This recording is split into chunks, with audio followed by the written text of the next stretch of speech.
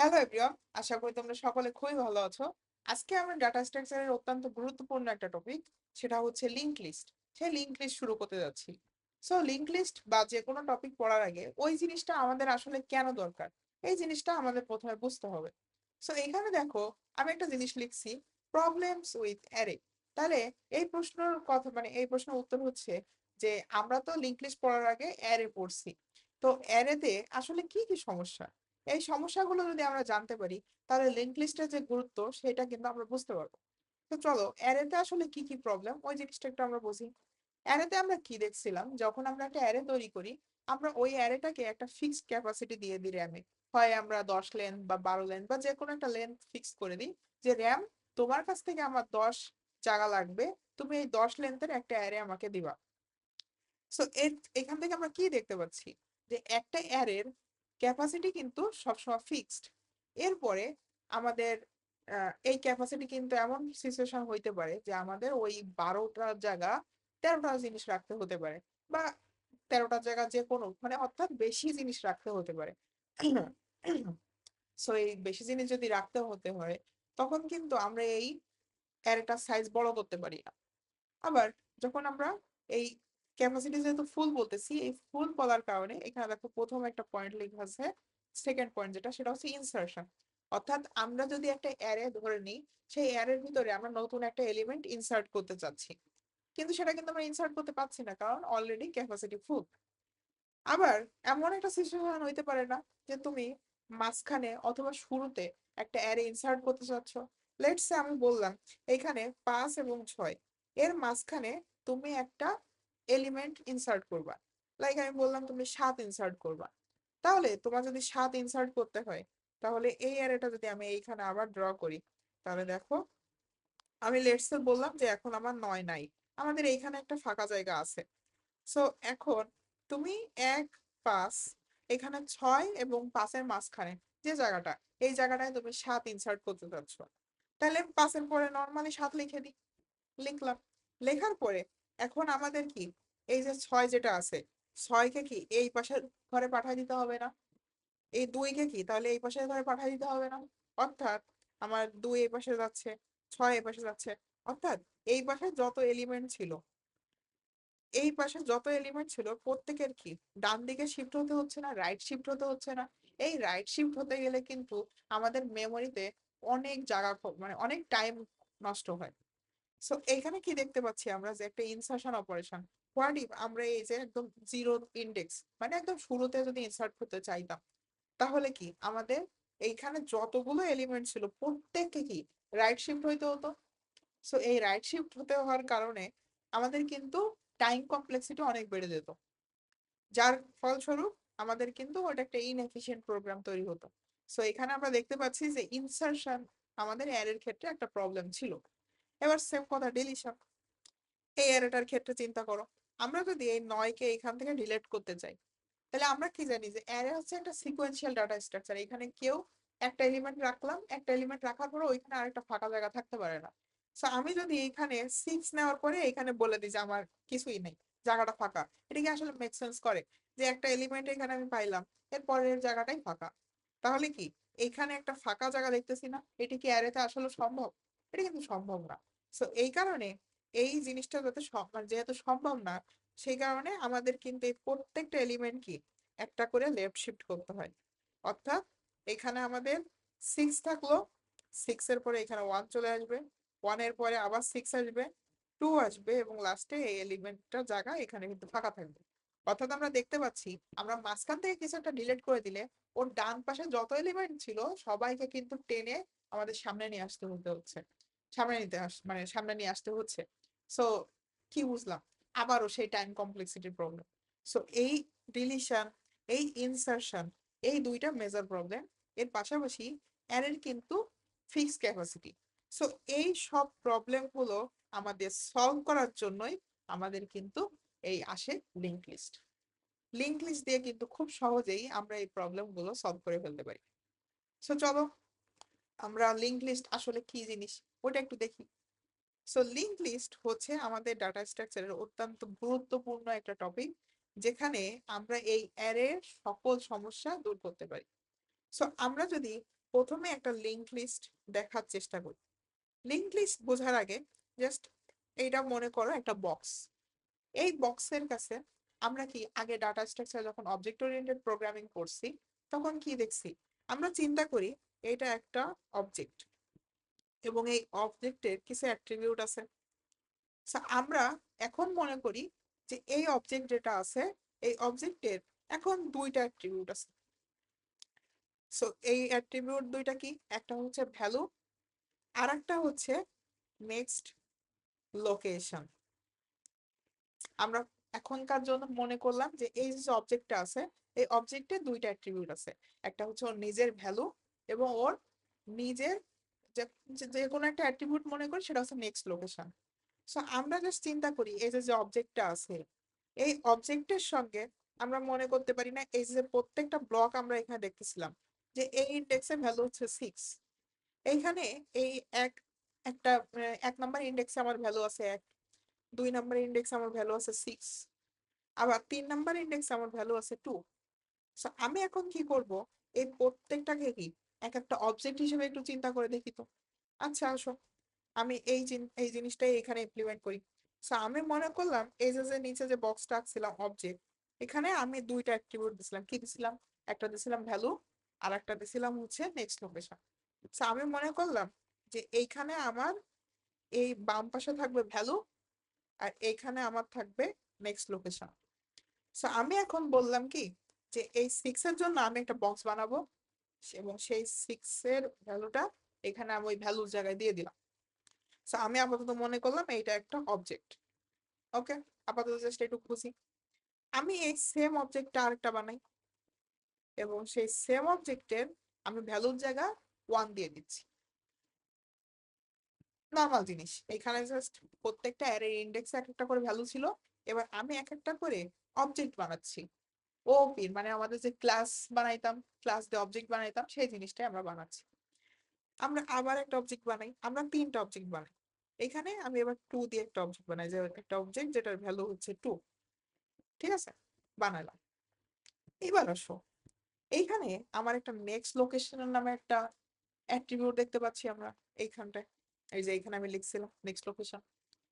So দেখো আমাদের অ্যারেতে আমরা কি জানতাম যে অ্যারের 0 নাম্বার ইন্ডেক্সে 6 আছে, এর পরের ইন্ডেক্সে গেলেই আমরা কোনো একটা নতুন ভ্যালু পাইতে পারি। এখন আমি এইখানে যে অবজেক্টটা ডিজাইন করতেছি এই অবজেক্টের কাছে যদি আমার নেক্সট যে ভ্যালুটা আমার দরকার সেই ভ্যালুর যে লোকেশনটা, এইখানে কি আমরা জানি না যে এই প্রত্যেকটা অবজেক্টের কি এক একটা লোকেশন আছে। আমরা কি জানি এই অবজেক্টটাকে আমরা ঢাকা বলতে পারি, এই অবজেক্টটাকে আমরা চিটাগাং বলতে পারি। সো এই ঢাকার কাছে এই নেক্সট লোকেশনে এইখানে যদি আমার এই চিটাগাং লোকেশনটা থাকে তাহলে কি যার কাছে এই অবজেক্টটা আছে সে এই নেক্সট লোকেশন ইউজ করে পরবর্তী অবজেক্টের কাছে যেতে পারে না। আবার বুঝো, মনে করো আমার কাছে এখন এই অবজেক্টটা আছে যেটার লোকেশন হচ্ছে চিটাগাং, একটা অবজেক্ট যার লোকেশন হচ্ছে চিটাগাং এবং তার ভ্যালু হচ্ছে 1। এখন ওর একটা অ্যাট্রিবিউট ছিল না নেক্সট লোকেশন। এই নেক্সট লোকেশনের কাছে ধরো তোমার দুই বন্ধু, তোমার নাম হচ্ছে আরিফ আর তোমার বন্ধু হচ্ছে আম, রহিম ধরলাম। সো রহিমের বাড়ি হচ্ছে সিলেট আর তোমার বাড়ি হচ্ছে চিটাগাং। সো তুমি যদি জানো যে তোমার ফ্রেন্ড যার বাড়ি হচ্ছে সিলেট, সো তোমার কাছে যদি এই সিলেক্টের লোকেশনটা থাকে তার মানে তুমি জানো তোমার ফ্রেন্ডের বাড়ি সিলেটে। সো এখানে আমি সিলেট লিখলাম। তার মানে কি তুমি তোমার ফ্রেন্ডের বাড়ি জানো, তুমি সহজে কি তোমার ফ্রেন্ডের কাছে যেতে পারবা না, রাইট? সো এইটাই আমাদের লিঙ্ক লিস্ট। লিঙ্ক লিস্টে আসলে কি হয়, লিঙ্ক লিস্টে এই যে যে এক একটা অবজেক্টের কথা বলতেছি আমি, এই এক একটা অবজেক্টকে বলে হচ্ছে তোমার নোড এবং এই নোডের নিজস্ব একটা ভ্যালু থাকে এবং সেই নোডের নেক্সট লোকেশন থাকে। নেক্সট লোকেশনটা কি, এই যে যেমন 6 এর পরে 1 ছিল তেমনই লিঙ্ক লিস্টে কি হয়, তুমি নিজে আসো এবং তোমার পরবর্তী যে এলিমেন্টটা আছে তার লোকেশনটা তোমার কাছে থাকে। তার মানে আমাদের এইখানে যে আমি 3টা জিনিস আঁকছিলাম 6, 1 এবং 2, এই জিনিসটা যদি আমরা লিঙ্ক লিস্ট রিপ্রেজেন্টেশনে দেখতে চাই তার মানে আমি মনে করলাম এইটা আমার একটা নোড, এই নোডের কাছে ভ্যালু আছে ওর 6। আমি এখানে আরেকটা নোড আঁকাই যেটা ভ্যালু হচ্ছে 1। আমি ধরলাম এই নোডটার অবজেক্টের লোকেশন হচ্ছে ঢাকা, আর এইটার লোকেশনটা হচ্ছে চিটাগাং, এবং আরেকটা আঁকাই সেটার লোকেশন হচ্ছে সিলেট। সিলেট লিখলাম। সো ঢাকার কাছে চিটাগাং এর লোকেশনটা আছে। সো এই চিটাগাং যখন আমি লিখে দিলাম, এটা হচ্ছে ওর নেক্সট লোকেশন। আবার চিটাগাং এর কাছে যখন আমি এই সিলেটের লোকেশনটা দিয়ে দিব, তখন কিন্তু এইখানে দেখতে পাচ্ছ এই ঢাকার কাছে চিটাগাং এর লোকেশন আছে, চিটাগাং এর কাছে সিলেটের লোকেশন আছে। তার মানে কি এইগুলোকে কি সামহাও তোমার কানেক্টেড মনে হচ্ছে না? ঢাকার সঙ্গে ঢাকা চিটাগাং এর লোকেশন জানে, তার মানে কি ও সহজেই এটাকে অ্যাক্সেস করতে পারবে।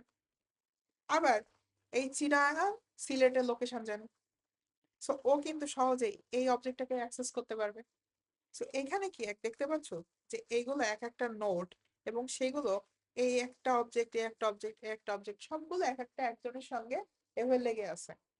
সো এইটাকেই কিন্তু আমাদের বলে সেই লিঙ্কড লিস্ট। তার মানে আহ একজনের সঙ্গে আর একজন লিঙ্ক হয়ে আছে এবং মিলে একটা চেইন বা ট্রেনের মতো হয়ে যাচ্ছে, একটা আর একজনের সঙ্গে এইভাবে আংটা দিয়ে আটকানো। সো এইটাকে কিন্তু আমাদের লিঙ্ক লিস্ট বলে। আমরা এই লিঙ্ক লিস্টের বেসিক টুক বুঝলাম। আমরা এই লিঙ্ক লিস্টের কোডিং রিপ্রেজেন্টেশন, আমাদের এই লিঙ্ক লিস্টের বেশ কিছু আহ ওরিয়া মানে বেশ কিছু কাজ আছে। যেমন আমরা এই লিঙ্ক লিস্টের ক্রিয়েশন দেখব, আমি এই লিঙ্ক লিস্টের ইনসারশন অপারেশনটা বুঝবো, এই লিঙ্ক লিস্টের ডিলিশন অপারেশনটা দেখব, এই লিঙ্ক লিস্টের আমরা already array versus link list এই জিনিসটা কিন্তু অলরেডি এই ভিডিওর প্রথম অংশে দেখে আসছি। এবং লিঙ্ক লিস্টে কিভাবে আমরা ডিলিশন করতে পারি, লিঙ্ক লিস্টের ইনসারশন কিভাবে করব, এই জিনিসগুলো কিন্তু আমরা দেখব। এখন আমাদের লিঙ্ক লিস্টের কিছু প্রকারভেদ আছে, ওই জিনিসটা একটু আমরা দেখি। সো যখন আমরা বলতেছি লিঙ্ক লিস্ট, এই লিঙ্ক লিস্টের দুইটা প্রকারভেদ আছে। একটা হচ্ছে সিঙ্গেল লিঙ্ক লিস্ট, আরেকটা বলা হচ্ছে ডাবল লিঙ্ক লিস্ট। সো এই সিঙ্গেল লিঙ্ক লিস্টটা কি? এখানে আমরা যে রিপ্রেজেন্টেশনটা দেখছিলাম যে এইখানে একটা অবজেক্ট বা একটা নোড, সেই নোডের কাছে ওর পরবর্তী যে অবজেক্টটা আছে তার লোকেশনটা আছে। হোয়াট ইফ আমি তোমাকে বললাম যে ভাইয়া তোমার নেক্সট এরটা তো আছে, এখন তোমার প্রিভিয়াস এরটাও থাকবে। তার মানে আমি যদি বলি এখন যে তোমাকে আমি এই অবজেক্টটার কথা যদি ধরো বলি, এই যে এইটা, এই নোডটার কথা যদি আমি এখন বলি, সো এই নোডের কাছে হোয়াট ইফ এমন হলো যে, আমি একটু কালারটা চেঞ্জ করি, ও তো এই যে 6, এই যে অবজেক্টটা ছিল, এই যে অবজেক্টটা ছিল, ও ওর নেক্সট এরটা লোকেশন জানে। এবার আমি এই অবজেক্টটা নিয়ে কাজ করতেছি, এ দেখো এর পরবর্তীতে যে সিলেট ছিল সেই সিলেটের লোকেশন জানে। এখন আমি যদি এই যে অবজেক্টটা, এই অবজেক্টের কাছে ওর প্রিভিয়াস এরটাও লোকেশনও রেখে দিতে পারি। তার মানে আমি এরকম একটা নোট ডিজাইন করলাম। আমাদের আগে কি ছিল, একটা ছিল ভ্যালু, একটা ছিল নেক্সট লোকেশন, এর দুইটা অ্যাট্রিবিউট ছিল। এবার আমি বললাম কি এর তিনটা অ্যাট্রিবিউট। সো ভ্যালু আছে, নেক্সট এর লোকেশন আছে, আবার এবার যদি আমি প্রিভিয়াস এর লোকেশনটা বলে দিই, তাহলে কি এই যে অবজেক্টটা, ও একই সঙ্গে সিলেট মানে ওর নেক্সট এর লোকেশনটা জানে, আবার একই সঙ্গে ও ঢাকার লোকেশনটাও জানে। তার মানে ও নেক্সটেও যেতে পারে, প্রিভিয়াসও যাইতে পারে। এইভাবে চিন্তা করতে পারো যে একটা মিউজিক প্লেয়ার, মিউজিক প্লেয়ারে কি তুমি তোমার প্রিভিয়াস গান এবং নেক্সট গান দুইটারই অ্যাক্সেস পাও না? সো এই যে জিনিসটা, তুমি তোমার প্রিভিয়াস এর লোকেশনও জানো, নেক্সট এর লোকেশনও জানো, এইটাকেই বলে হচ্ছে আমাদের ডাবল লিঙ্ক লিস্ট। আর আমরা সিঙ্গেল লিঙ্ক লিস্ট কি দেখলাম যে জাস্ট ওর নেক্সট এরটাও জানে।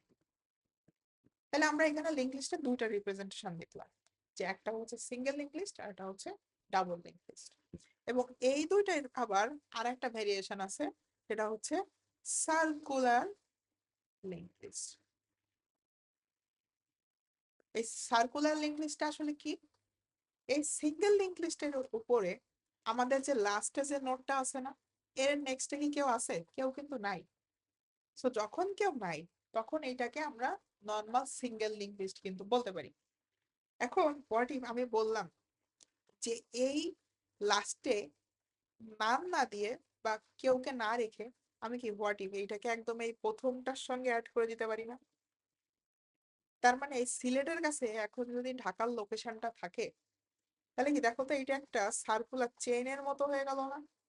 একটা সার্কুলার চেইনের মতো হয়ে গেল না? So, যখন সিঙ্গেল লিঙ্ক লিস্টের উপরে এই আমার লাস্টের এলিমেন্টের কাছে প্রথম এলিমেন্টের লোকেশনটা থাকবে, তার মানে এই সিলেট চাইলেই কিন্তু এখন ঢাকায় আসতে পারতেছে, এই যে ঢাকা অবজেক্টে আসতে পারতেছে। এইটাকে বলে হচ্ছে আমাদের সার্কুলার সিঙ্গেল লিঙ্ক লিস্ট। আর যদি একটা ডাবল লিঙ্ক লিস্টই হয়, এবং সেই ডাবল লিঙ্ক লিস্টের ক্ষেত্রে ওর যে লাস্টের এলিমেন্টটা, এই যে লাস্টের এলিমেন্টটা এইটা, এইটার কাছে যদি ফার্স্টের এইটার লোকেশন থাকে, তার মানে তুমি এইভাবে চিন্তা করতে পারো, এই যে এলিমেন্টটা না, আমি এইটা একটু লেজার পয়েন্ট দিয়ে দেখাই। এই যে এলিমেন্টটা, এই এলিমেন্টটা এর কাছে এর যে প্রিভিয়াস এবং এর নেক্সট, এর প্রিভিয়াসে কে থাকবে? এর প্রিভিয়াসে তখন এ কানেক্টেড থাকবে, এইটার প্রিভিয়াসে এইটার কানেক্টেড থাকবে, আর এইটার যে নেক্সট, সেই নেক্সটে কানেক্ট থাকবে হচ্ছে এইটা। তার মানে তোমরা দেখতে পাচ্ছ যে একটা সার্কুলার শেপ তৈরি হচ্ছে। এই জিনিসগুলো আমরা কোডিং এ দেখবো, প্রত্যেকটা খুব আলাদা আলাদা ভাবেই দেখবো। আমরা জাস্ট এখন একটু বেসিক দেখতেছি। যদি কোনো কিছু খুব কনফিউজিং মনে হয়, কোনো চিন্তার কারণ নেই, এই জিনিসগুলো আমরা প্রত্যেকটা জিনিসই, প্রত্যেকটা এই যে চারটা জিনিস আমি টোটালি বললাম, single link list, double link list, single circular link list এবং ডাবল সার্কুলার লিঙ্ক লিস্ট, এই চারটা জিনিসেরই উপরে আমরা ইনসার্শন ডিলিশন অপারেশন গুলো দেখবো, এবং আমরা লিড কোডের বেশ কিছু প্রবলেম সলভ করবো। সবাইকে শেষ পর্যন্ত দেখার জন্য ধন্যবাদ। পরবর্তী ভিডিওতে আমরা কোডিং রিপ্রেজেন্টেশন নিয়ে কোডিং রিপ্রেজেন্টেশনটা দেখাবো। Thank you.